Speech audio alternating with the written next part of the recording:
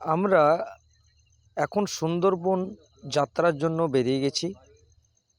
আমরা আমাদের গ্রামের আহ, আমাদের গ্রামেরই লোক কিছু, যেটা আমরা সবাই মিলে আমরা একটা বাসের মধ্যে এসে আমরা সুন্দরবন প্রোগ্রাম করেছিলাম।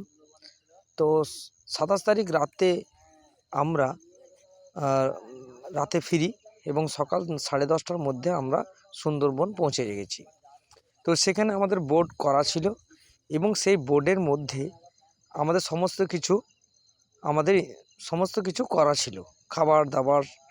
তো সেখানে গিয়ে আমরা যে এই মনোরম পরিবেশের মধ্যে রওনা দিলাম, সেটা এক অপূর্ব আমাদের স্মৃতিচারণ করে।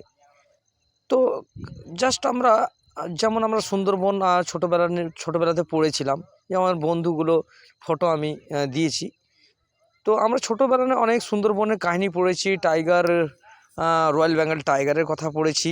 কিন্তু আজকে আমাদের এই বয়সে আমরা মনে করলাম যে আমি সুন্দরবন দেখে আসি।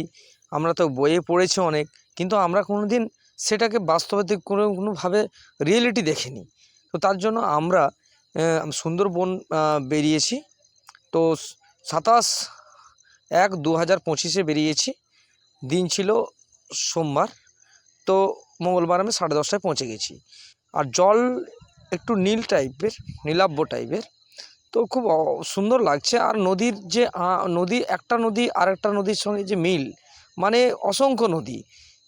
একটা বোট যদি গিয়ে যায়, আমরা যদি সাধারণ লোক হিসেবে আমরা প্রথমে যদি আমরা নিজের মতো গাইড করি, তাহলে আমাদের গোলক ধাঁধা লেগে যাবে।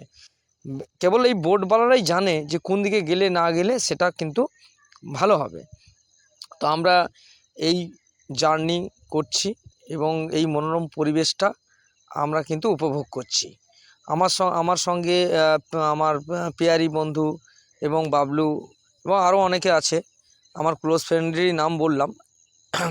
তো আমরা সবাই মিলে খুবই আনন্দের সঙ্গে আমরা এই সুন্দরবনের প্রকৃতিকে আমরা উপভোগ করছি। তো জাস্ট আমরা কোনো কিছু আমরা ওয়াইল্ড প্রাণী এখনও দেখতে পাইনি, যেমন টাইগার, কুমির কিছু দেখতে পাইনি।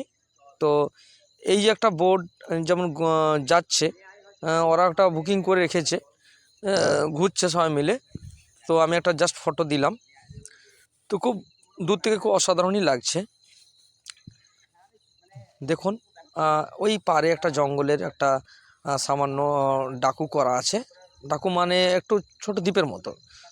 তো খুব সুন্দর লাগছে। আর নৌকার সামনে যে ফ্রন্টে আমি বসেছিলাম, আমি নিজেকে খুবই খুবই আনন্দিত মনে করছিলাম, কারণ এইখানকে বসে যে উপভোগ, আর হালকা রৌদ্র পড়ছিল, সেখান থেকেও আমি সেখানে বসে আমি খুব সত্যি তৃপ্তি পেয়েছি।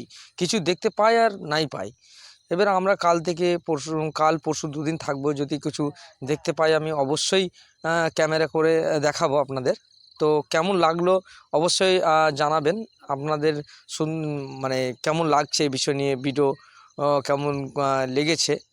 তো যাই হোক, আপনাদের জন্যই বানানো এবং আমাকেও নিজেটা উপভোগ করার জন্য আমি নিজে বানিয়েছি। আর যারা হয়তো দেখতে পায়নি দেখার সুযোগের জন্য আমি ভিডিওটা বানাচ্ছি। যাই হোক, আর বেশি কথা বলছি না, এইটুকুনি কথা বলবো। Just Sundarban. Thank you for watching.